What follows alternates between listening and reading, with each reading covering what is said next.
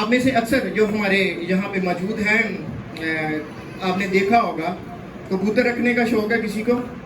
کوئی کتا رکھتے ہیں، اور آپ نے دیکھا ہے کہ کبوتر جو رکھتے ہیں کہ پوری پوری بوری کہتے ہیں کھلا دی اس کو، میں نے بادام کی، ایسے ہی ہے۔ اور اگر کتا رکھنے کا شوق ہے تو اس کو بھی کھلاتے پلاتے ہیں، دودھ بھی اور جو بھی کچھ کرنا ہے، اور اس سے پیار محبت بھی ہوتا ہے ایسے جانوروں سے جو خاص طور پر رکھے جاتے ہیں۔ لیکن دونوں جو کبوتر ہو یا کتا ہو یا کوئی بھی پالتو جانور ہے وہ رہتا ان سے باہر ہے، دور۔ مطلب یہ ہے کہ اس سے پیار محبت وہیں پہ کیا جاتا ہے جہاں پہ وہ ہے، ایسے ہی ہے نا۔ مطلب بات کرنے کا ہے، کبوتر گڈے جی رکھنا کمرے سے نہیں ہونا، یا دوسرے نمبر پر اسی طرح کتا بھی وہ باہر شاید وہ رکھوالی کرتا ہے یا جس طرح سے بھی ہے وہ باہر۔ تو اس طرح سے ہماری محبت کا ایک معیار ہوتا ہے، فرق۔ بعض جو ہمارے گھر میں بچہ پیدا ہوتا ہے، بیٹی یا بیٹا ہو، وہ ہمارے ساتھ رہتا ہے اور وہ ہماری ہر چیز میں شامل ہوتا ہے، جو کچھ بھی ہم کھاتے پیتے کرتے ہیں، اور مکمل طور پر گھر میں آنا جانا اس کا بے روک ٹوک ہوتا ہے۔ آئیں ہم آج کا حوالہ دیکھیں۔ آج متی کی انجیل میں سے ہم پڑھیں گے، متی رسول کی معرفت لکھا گیا انجیلی بیان، اس کا 6واں باب، اس کی 9ویں آیت سے 13ویں آیت تک آج تلاوت کریں گے۔ میں بات یہ کرنا چاہتا ہوں کہ دعائر بانی ایک دفعہ ادھر میرے سے نا رہ گئی، دعائر بانی نہ پڑی گئی، اور ایک بھائی ہمارے پاس وہ کام ہی آتے ہیں لیکن انہوں نے بڑا غصہ کیا، کہتے کہ آج تہاڈے کو رہ گئی دعائر بانی، گاں تو نہیں جو میں نہیں ہوتا، ٹھیک ہے۔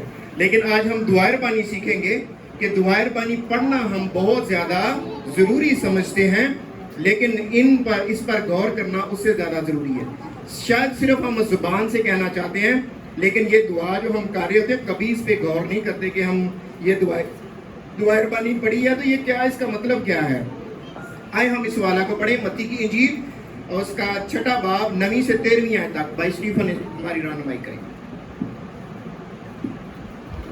سو کلام خدا میں جو لکھا ہے، پس تم اس طرح دعا کیا کرو کہ اے ہمارے باپ، تو جو آسمان پر ہے، تیرا نام پاک مانا جائے، تیری بادشاہی آئے، تیری مرضی جیسی آسمان پر پوری ہوتی ہے زمین پر بھی ہو۔ ہمارے روز کی روٹی آج ہمیں دے، اور جس طرح ہم نے اپنے قرضداروں کو معاف کیا ہے، تو بھی ہمارے قرض ہمیں معاف کر، اور ہمیں آزمائش میں نہ لا بلکہ برائی سے بچا، کیونکہ بادشاہی اور قدرت اور جلال ہمیشہ تیرے ہی ہیں، آمین۔ آمین۔ جی آج ہم نے دعائر بانی جو ہے وہ سیکھنی ہے کہ دعائر بانی کا مطلب کیا ہے، جو ہم روز مطلب کہ ہر اتوار کو اس اینڈ پہ جو ہے وہ پڑھتے ہیں۔ لکھا ہے پہلی بات جو ہے وہ ہے اے ہمارے باپ۔ یسوع مسیح نے پہلی دفعہ یہ طریقہ بتایا تھا دعا کرنے کا جو پہلے کلام مقدس میں کبھی نہیں تھا۔ باپ، ہم خدا کو کیا کہتے ہیں؟ اپنا باپ۔ میں یہ بتاؤں کہ خدا نے باپ اور بھی بہت سارے لوگوں کو کہا ہے۔ اب یہاں پہ جو آدم ہے اس کا باپ بھی خدا ہے۔ جتنے بھی قومیں ہیں، میں کلام مقدس کی روشنی میں یہ بات کر رہا ہوں، لوکا کی انجیل کے جو نسب نامہ ہے اس میں اگر ہم پڑھتے ہیں تو وہاں پہ وہ آدم ہے وہ خدا کا بیٹا تھا، وہاں لکھا ہے۔ اور اسی طرح سے جو باقی اقوام ہیں، جو باقی قومیں ہیں، ان کی بھی خدا پروردگاری کرتا ہے، ان کو بھی کھانے پینے کو دیتا ہے، ان کو ہر طرح سے سنبھال رہا ہے جس طرح سے ہمیں، اس لحاظ سے وہ ان کا بھی باپ ہے۔ اور جو باپ ہے اسی طرح سے بنی اسرائیل جو ہے اس کو بھی کہا گیا ہے۔ اصل میں باپ جو ہے، باپ کا جو مطلب مفہوم جہاں پہ نکلتا ہے وہ یہ ہے کہ جس سے چیز نکلتی ہے یا جس سے چیز پیدا ہوتی ہے یا شروع ہوتی ہے وہ اس کا باپ ہوتا ہے۔ جس طرح سے ہم قائد اعظم کو بانی کہتے ہیں پاکستان، جس سے شروع یا پیدا ہوتی ہے۔ خدا نے پیدا کیا ہے آدم کو، وہ اس کا باپ ہے۔ صرف کس لیے؟ کیونکہ خدا نے آدم کو پیدا کیا اور اس کی مخلوق ہے وہ، اس لیے۔ اور اسی طرح سے فرشتوں کو بھی کہا گیا، وہ بھی اس کی مخلوق ہیں اور ہر وقت اس کی حضوری میں رہتے ہیں۔ اور اسی طرح سے بنی اسرائیل کو بھی خدا نے کہا کہ یہ میرا اکلوتا، یہ میرا پلوٹا ہے، یہ میرا بیٹا ہے بلکہ میرا پلوٹا۔ اور یہ ہے کہ قوموں میں اس کی پہچان سب سے اوپر ہے۔ شروع سے خدا نے اس کے ذریعے اپنا جلال ظاہر کیا ہے، ان کو شریعت دی ہے، ان کے ساتھ وہ رہا ہے، اور اس لیے ان کو کیا کہا ہے، ہم ان حوالہ جات کو پڑھ لیں تو زیادہ بہتر ہے۔ خروج کی کتاب اس کا 4 باب،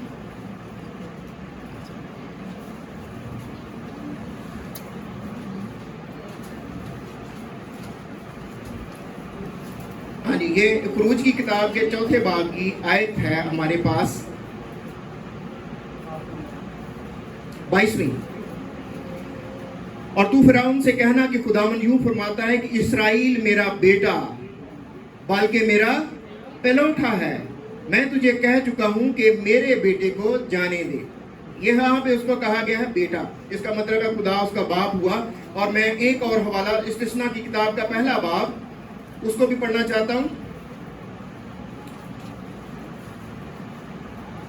استثناء 1 باب اور اس کی غالباً آیت ہے جی 31ویں۔ اور بیابان میں بھی تو نے یہی دیکھا کہ جس طرح انسان اپنے بیٹے کو اٹھائے ہوئے چلتا ہے، اسی طرح خداوند تیرا خدا تیرے اس جگہ پہنچنے تک تیرے ساتھ راستے میں جہاں جہاں تم گئے تم کو اٹھائے رہا۔ جس طرح انسان اپنے بیٹے کو اٹھائے پھرتا ہے، اسی طرح میں تیرے ساتھ ساتھ رہا۔ اس کا مطلب ہے کہ خدا نے اس بنی اسرائیل کو اپنا بیٹا کہا ہے، یا اس کو اپنے آپ کو اس کا باپ کہا ہے، کس لیے؟ کیونکہ وہ ان کے ساتھ ساتھ رہا جہاں جہاں وہ گئے۔ اور جو آدم ہے وہ اس کی مخلوق ہے، اس نے خلق کیا ہے، اور اس کا جو ہے وہ ذمہ دار بنا، اس لیے وہ اس کا بیٹا۔ اور اسی طرح سے فرشتے جو ہیں وہ اس کے بیٹے کہلاتے ہیں، یوب کی کتاب میں لکھا۔ اور اسی طرح سے یہ جو بادشاہ تھے، بنی اسرائیل کے بادشاہ تھے، ان کو بھی خدا نے کہا تھا کہ میں اس کا باپ ہوں گا، وہ میرا بیٹا ہوگا۔ وہ بھی خدا کی نمائندگی کرنے والے تھے، اور جو اپنی بنی اسرائیل قوم ہے اس کے رہنما مقرر ہوئے تھے، وہ خدا ہی کی بات کو ان تک پہنچانے والے اور اس کے مطابق عمل کرنے کے لیے ان کو مقرر کیا گیا تھا، اور وہ بھی کیا تھے؟ بیٹے تھے۔ اب یہاں پہ دیکھنا ہے کہ یسوع مسیح نے پہلی دفعہ، لیکن ان کسی کو بھی اس طرح نہیں کہا کہ ایسے دعا کیا کرنا کہ اے ہمارے باپ۔ ہمیں کہا گیا ہے کیا کہنا ہے؟ اے ہمارے باپ۔ دیکھیے، میں نے آپ کو بتایا ہے کہ یہ جو کبوتر ہو یا کتا ہو یا کوئی جانور پالتو جو ہے، اس کو پیار اور محبت تو بہت کیا جاتا ہے۔ میں ایک اور مثال دینا چاہتا ہوں کہ ایک جو ہے نا، میں کسی جگہ پڑھاتا تھا، اور وہ کافی بڑا گھر تھا ان کا، لیکن انہوں نے ایک جرمن شیفرڈ کتا رکھا ہوا تھا، اور وہ جو ہے نا گراج میں ہی رہتا تھا۔ گراج کو پتا جہاں پہ گاڑی انہوں نے کھڑی کرنی ہے اتنے ہی انہیں رہنا، اندر جانے کی اس کو اجازت نہیں تھی، کیونکہ ان کا خیال تھا کہ یہ ناپاک جانور ہے، اور ان کے اپنے عقیدے کے موافق وہ اس کو اندر نہیں جانے تھے۔ اتنے نمونا بھی ہے، اس کو نہلانا بھی ہے، اس کو کھانا بھی دینا، دودھ اچھا سب کچھ ٹھیک ٹھاک دینا، اس کی ہوا کے لیے انتظام بھی کرنا، شاید ایئر کولر بھی لگا دیں اور پنکھا لگا دیں، سب کچھ کرنا ہے، لیکن اندر نہیں جانا۔ اب یہاں پہ دیکھیں کہ پیار اور محبت خدا پہلے بھی کرتا رہا ہے، ہم سے پیار اور محبت کچھ فرق ہی کیا ہے۔ اور وہ کیسے کیا ہے، ہم اس کے لیے ایک حوالہ دیکھیں گے۔ ہمارے ساتھ خدا نے پیار کس طرح کا کیا ہے، بنی اسرائیل کے ساتھ بھی کیا، آدم کے ساتھ بھی کیا، سب قوموں کے ساتھ بھی کر رہا ہے، لیکن جو اس کے لوگ ہیں ان کے ساتھ پیار اور محبت کس طرح کا کیا، اور کس طرح سے وہ ان کا باپ بنا۔ ہمارا باپ خدا جو ہے وہ کس طرح سے بنا؟ ہم کیوں کہتے ہیں کہ اے ہمارے آسمانی باپ؟ ہمارا رشتہ، ہمارا تعلق ان تمام لوگوں سے کہیں زیادہ ہے جو ہمیں بخشا گیا ہے۔ رومیو کا خط 8واں باب، رومیو کے خط 8ویں باب میں دیکھیں گے کہ ہمارا جو رشتہ اور ہمارا تعلق جو خدا کے ساتھ ہے ان کی نسبت کہیں زیادہ ہے، کہیں زیادہ ہے۔ اور ہم یہ باپ کہتے ہیں تو کیوں کہتے ہیں؟ ذرا دیکھیے، یہ رومیو کا خط اس کا 8واں باب اور اس کی 15ویں آیت، 15ویں 16ویں آیت ہم پڑھیں گے۔ کیونکہ تم کو غلامی کی روح نہیں ملی جس سے پھر ڈر پیدا ہو، بلکہ لے پالک ہونے کی روح ملی جس سے ہم ابا یعنی اے باپ کہہ کر پکارتے ہیں۔ روح خود ہماری روح کے ساتھ مل کر گواہی دیتا ہے کہ ہم خدا کے فرزند۔ کس کو کہتے ہیں؟ بیٹے کو یا بیٹی کو۔ اچھا، آگے، اگر فرزند ہیں تو وارث بھی ہیں، यानी खुदा के वारिस और मसीह के हम मिरास।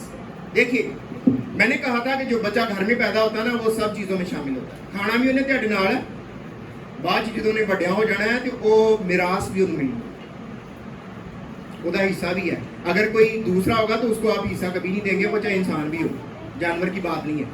आपका जो बेटा है यहाँ पे वही आपसे मिरास भी ले सकता है, आपके साथ भी रह सकता है, वही आपको अब्बा कहता है। हम किस तरह के बेटियां और बेटे हैं? लिखा है हम यानी ए बाप कहकर पुकारते हैं, हम अब्बा यानी ए बाप कहकर पुकारते हैं। रूह खुद हमारी रूह के साथ मिलकर गवाही देता है, हम खुदा के फर्जंद हैं। जो बेटे होते हैं वो वारिस होते हैं।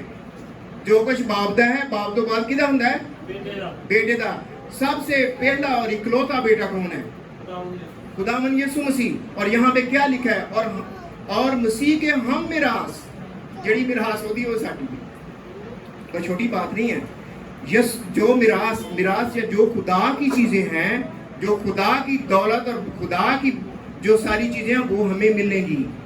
हम इस तरीके से खुदा के फर्जंद हैं और वो हमारा बाप है। हम इसलिए नहीं अब रहे फर्जंद क्योंकि हमें उसने बनाया है। आप देखोगे, आप कोई भी चीज़ बनाते हैं तो उसके लिए मेहनत तो करते हैं, उसको बनाए रखते हैं, लेकिन अपनी मिरास में शामिल नहीं करते।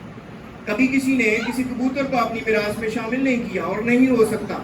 और जो उसका फर्जंद है, जो उसका बच्चा या बच्ची है, उसी को अपनी मिरास में शामिल कर सकता है और किसी को नहीं, सिर्फ उसको।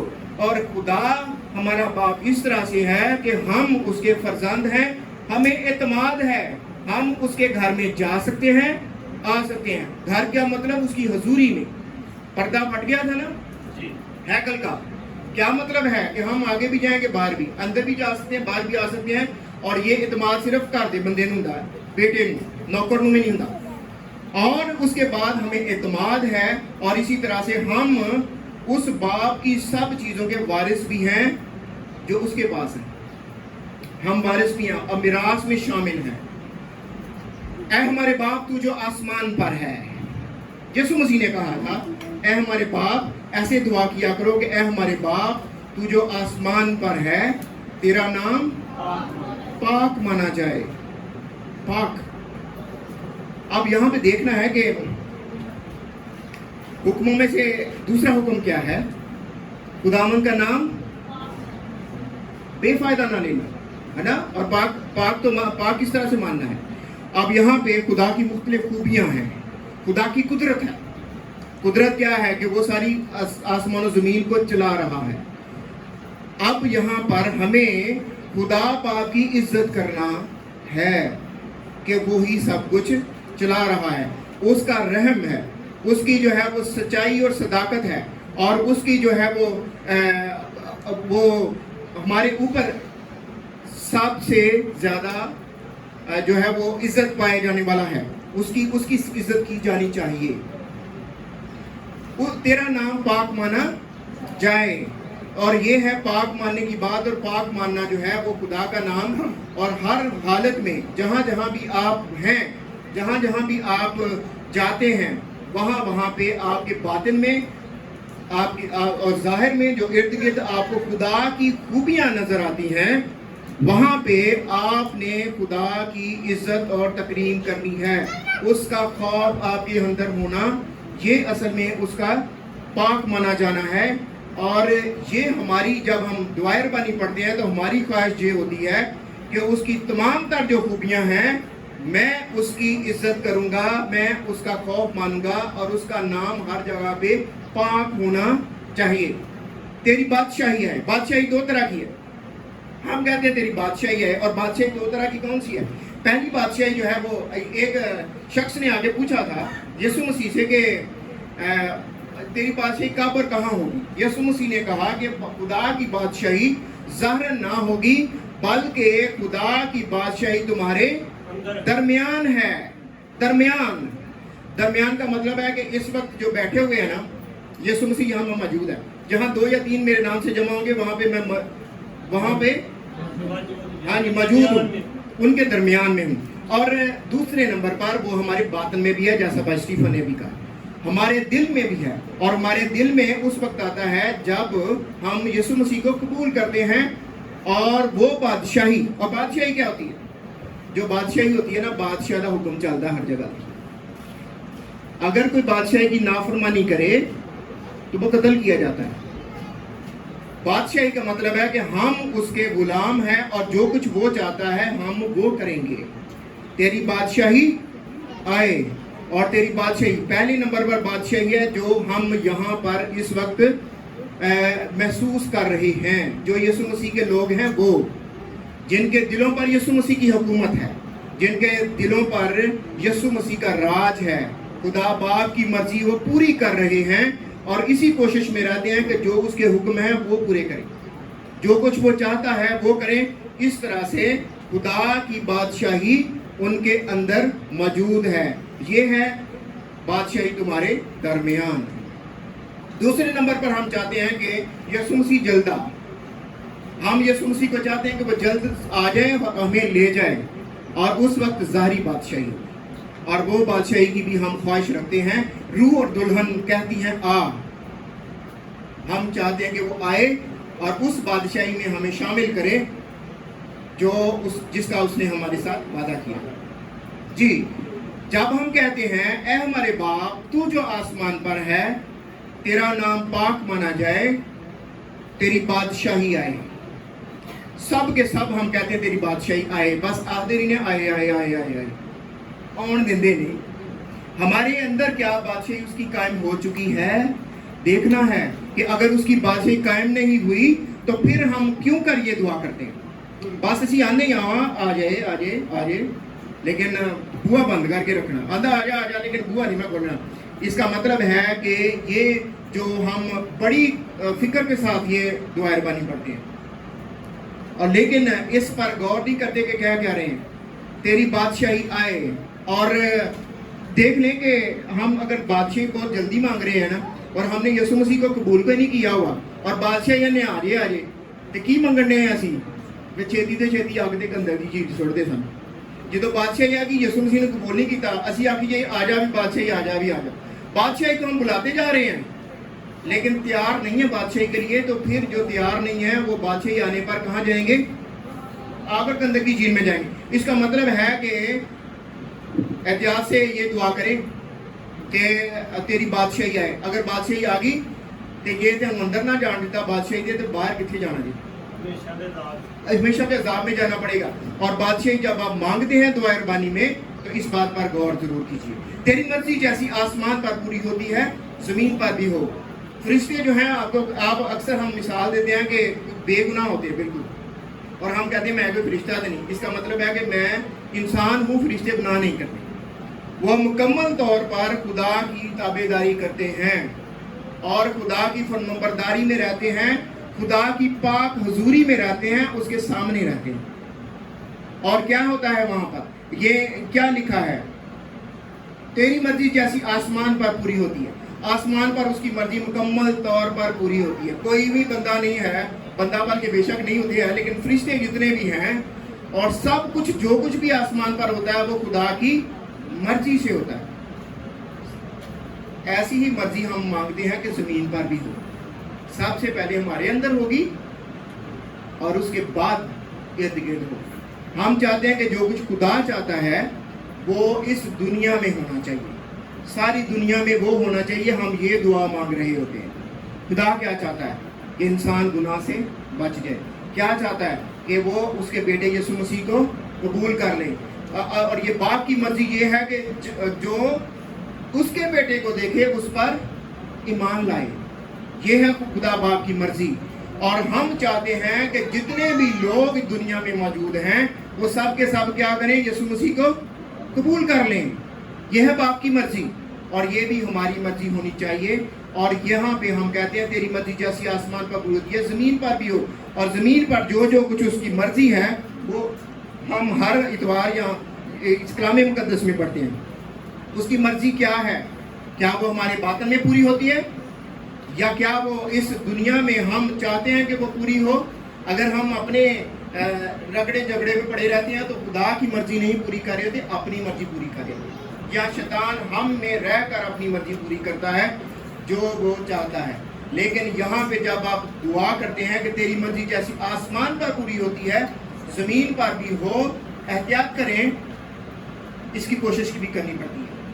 ایسے نہیں ہوتی ہے خدا باپ کی مرضی پوری, صرف زبان سے کہنے سے ایسا نہیں ہوتا, بلکہ آپ اپنے اوپر شاید زیادہ مسائل میں پڑ رہے ہیں, مشکلات میں اپنے آپ کو ڈالتے ہیں جب ایسی دعا کرتے ہیں اور اس کے لیے تیار ہوتے نہیں. ہماری روز کی روٹی آج ہمیں دے, کہ یہ دعا ربانی کے اوپر لکھا ہے کہ تمہارا آسمانی باپ جانتا ہے کہ تم کن کن چیزوں کے محتاج ہو. وہ جنگلوں میں بھی جانوروں کو کیا مہیا کرتا ہے؟ خوراک, اور وہ ہر ایک جاندار کو اس کی خواہش کے مطابق جو ہے وہ کھانا پینا دیتا ہے, ہمیں بھی وہ دیتا ہے. لیکن پھر بھی ہم دعا کرتے ہیں کہ کیا ہمارے روز کی روٹی آج ہمیں دے. کیوں؟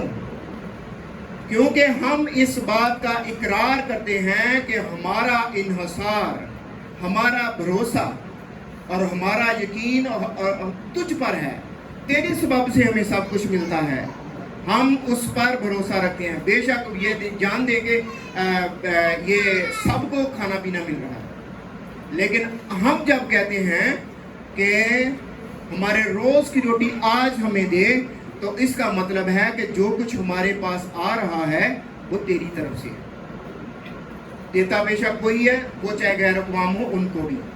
اور اسی طرح سے لکھا ہے, اور جس طرح ہم نے اپنے قرضداروں کو معاف کیا ہے تو بھی ہمارے قرض ہمیں معاف کر, قرض معاف کر. یسوع مسیح نے ایک تمثیل کہی تھی کہ ایک مالک تھا, اس کا جو نوکر تھا اس پر کتنے توڑے آتے تھے؟ 10,000.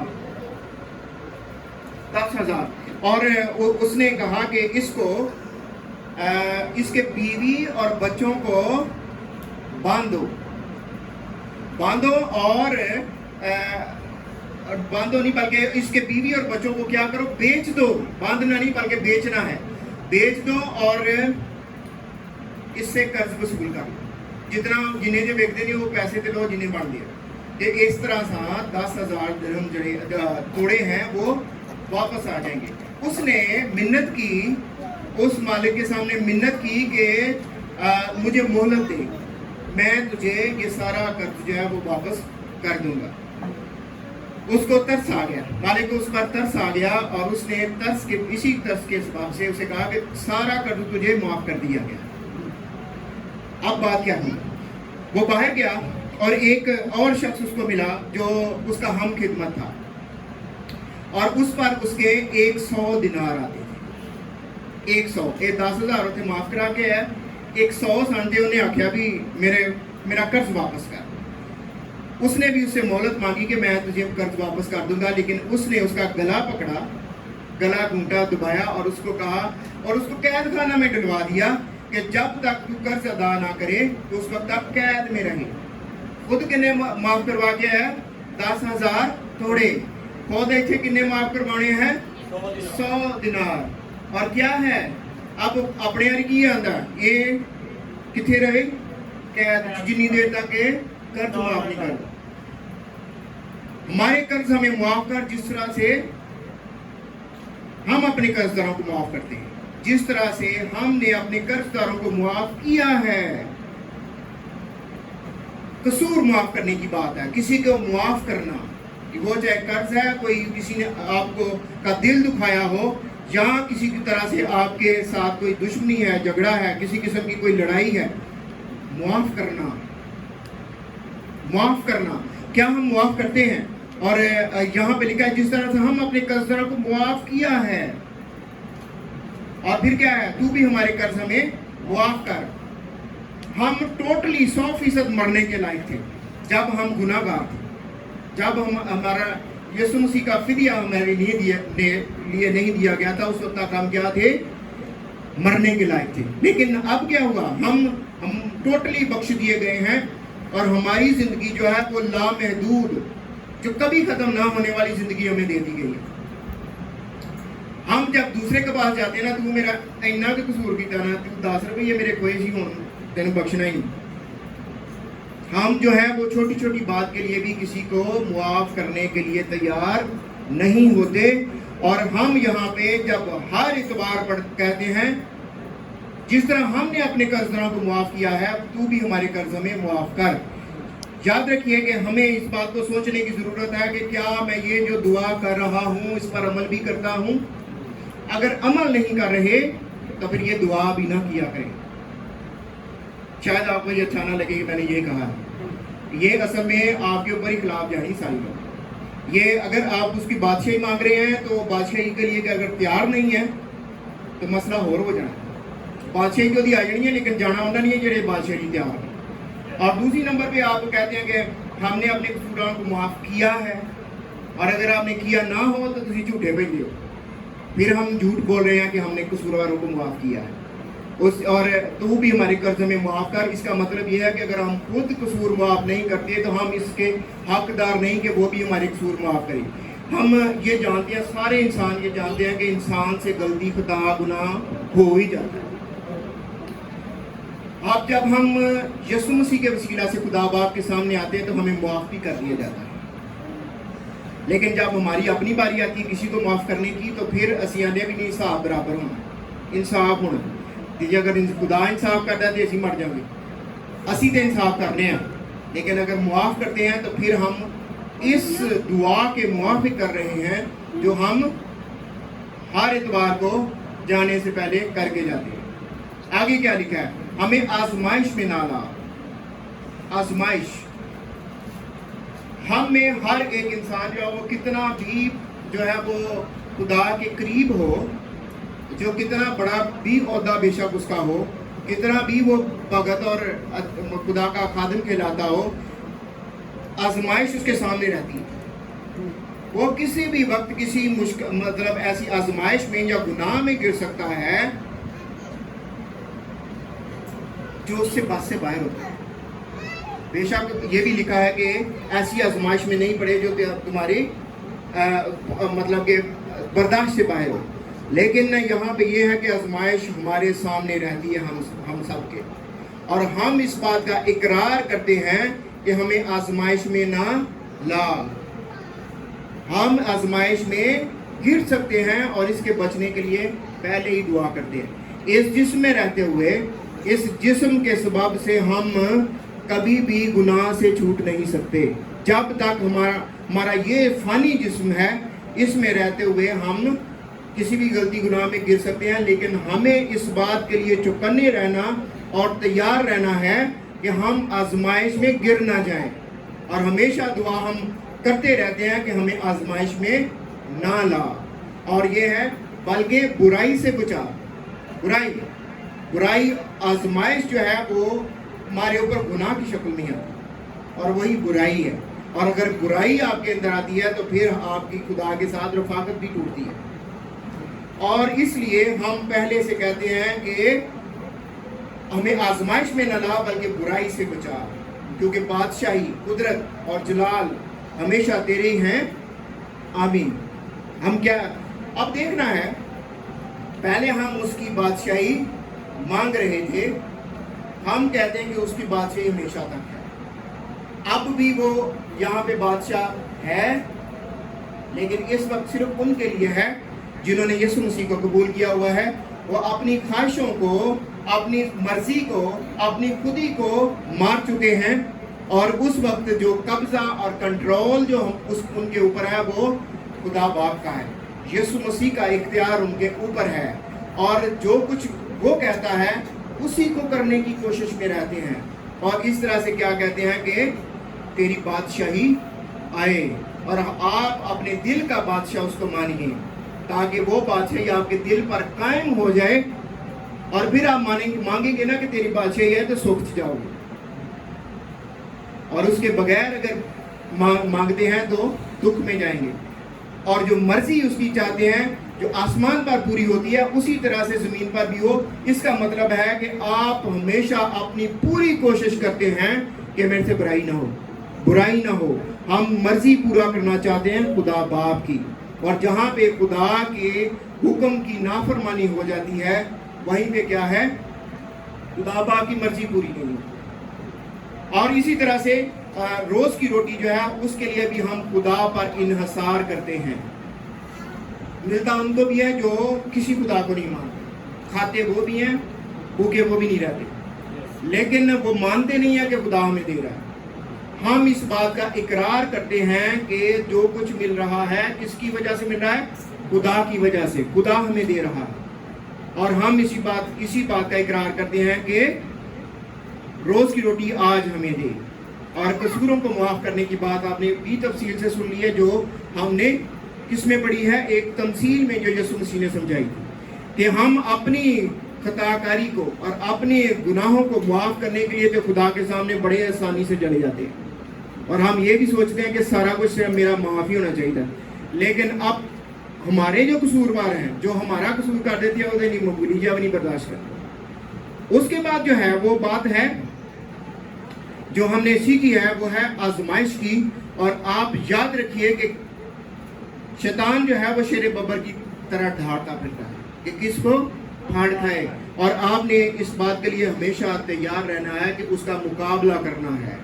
शैतान का मुकाबला करो तो वो तुमसे भाग जाएगा। और ये बात जो है वो हम हर इतवार को जाने से पहले करके जाते हैं कि हमें आजमाइश में ना ला बल्कि बुराई से बचा। खुदा तो बचाता है, लेकिन हम खुद भी इसमें शामिल होंगे। हमारी वो मर्जी होगी जो खुदा की है, तो तब हम यकीनन इन चीज़ों से बच भी सकते हैं। और जलाल और ये बेशक खुदा ही की बादशाही हमेशा और अब्दुल कायम रहेगी। खुदा अपने कलाम के वसीला से मैं बरकत बख्शे। आमीन।